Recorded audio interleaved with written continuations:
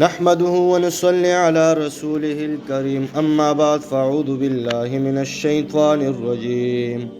بسم الله الرحمن الرحيم وقال رسول الله صلى الله تعالى عليه وسلم من عير أخاه بذنب فقد تاب منه لم يمت حتى يعمله رواہ الترمذی او کما قال رسول اللہ صلی اللہ تعالی علیہ وسلم۔ میرے محترم دوستو بزرگو، گناہگار کو ذلیل نہ سمجھے۔ کسی گناہگار پر عار دلانے کا وبال اگر پتہ چل گیا تو پھر تمہارے سامنے اگر کوئی گناہ بھی کرے تو کسی کے سامنے اس کا اظہار نہیں کرو گے۔ حضور اقدس صلی اللہ علیہ وسلم نے ارشاد فرمایا کہ جو شخص اپنے مسلمان بھائی کو ایسے گناہ پر عار دلائے اور اس گناہ کا طعنہ دے جس گناہ سے وہ توبہ کر چکا ہے، تو یہ طعنہ دینے والا شخص اس وقت تک نہیں مرے گا جب تک وہ خود اس گناہ کے اندر مبتلا نہیں ہو جائے گا۔ مثلا ایک شخص کے بارے میں آپ کو پتہ چل گیا کہ یہ فلاں گناہ کے اندر مبتلا تھا یا مبتلا ہوا ہے، اور آپ کو یہ بھی پتہ ہے کہ اس نے توبہ بھی کر لی ہے، تو جس گناہ سے وہ توبہ کر چکا ہے اس گناہ کی وجہ سے اس کو حقیر سمجھنا یا اس کو عار دلانا یا اس کو طعنہ دینا کہ تم تو فلاں شخص ہو اور فلاں حرکت کیا کرتے تھے، ایسا طعنہ دینا خود گناہ کی بات ہے۔ میرے محترم، ہم کچھ سمجھتے نہیں ہیں اس کو، اس لیے کہ جب اس شخص نے توبہ کی، توبہ کے ذریعے اللہ تعالیٰ سے اپنا معاملہ صاف کر لیا، اپنا معاملہ صاف کر لیا، اور توبہ کرنے سے گناہ صرف معاف نہیں ہوتا بلکہ نام اعمال سے وہ عمل مٹھا دیا جاتا ہے، تو اب اللہ تعالیٰ نے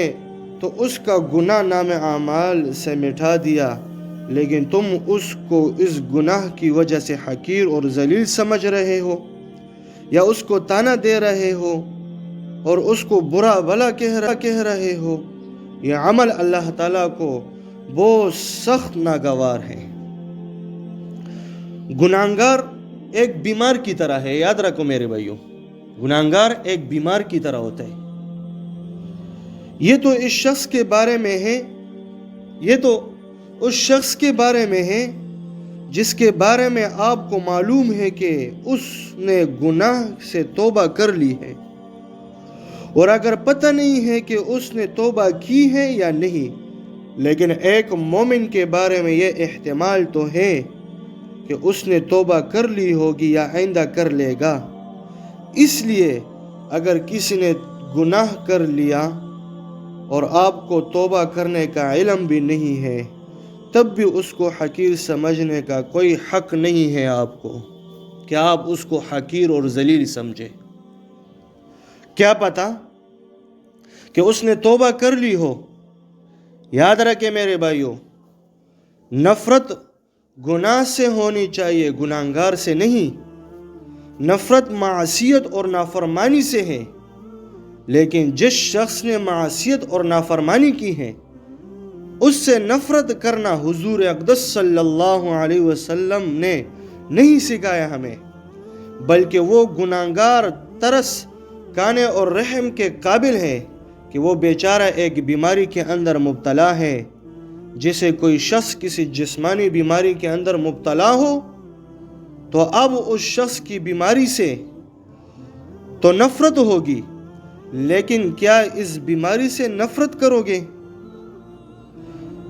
کہ چونکہ یہ شخص بیمار ہے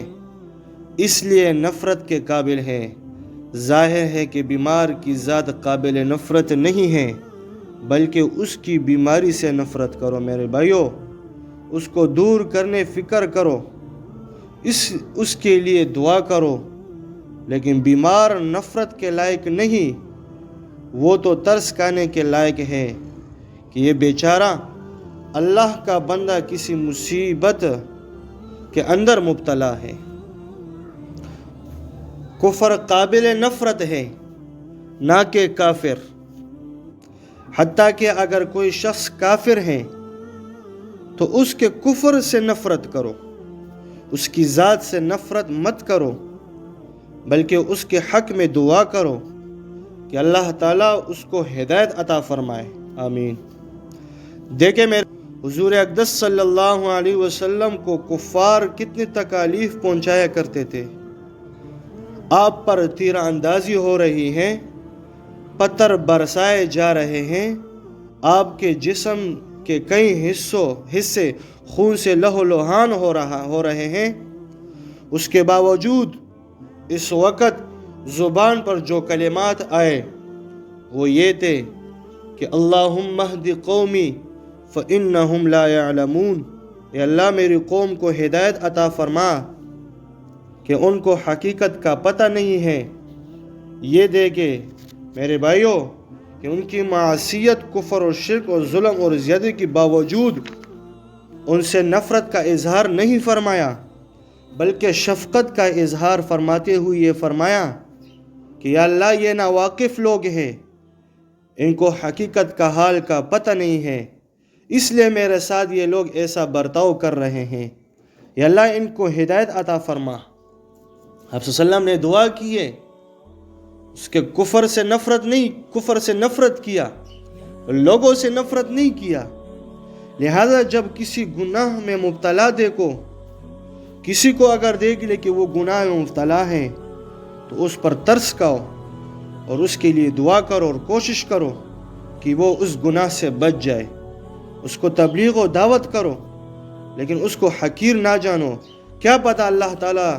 اس کو توبہ کی توفیق دے دے اور پھر وہ تم سے بھی آگے نکل جائے۔ لیکن یاد رکھیں میرے بھائیوں، جس طرح انسان جو ہے اس کے اندر خود ایک عیب موجود ہے تو دوسروں کو بھی دیکھ کے اس کو عیب نظر آئے گی۔ اپنے آپ کو صاف سمجھنا، دوسرے کو حقیر سمجھنا، مطلب اس کا یہ ہے کہ تم خود عیب و عیوبوں کے اندر مبتلا ہو، جس وجہ سے تمہیں جو ہے وہ دوسرا بھائی بھی وہ غلط نظر آ رہا ہے۔ اپنے آنکھیں صحیح کرے، اپنے دل اور دماغ صحیح کرے، اپنی سوچ صحیح کرے، انشاءاللہ دوسرے مسلمان کے بارے میں بھی اسی طرح کی سوچ اور اسی طرح بدگمانی پھر نہیں کرو گے انشاءاللہ۔ اللہ رب العزت پر عمل کرنے کی توفیق عطا فرمائے۔ وآخر دعوانا ان الحمدللہ رب العالمین۔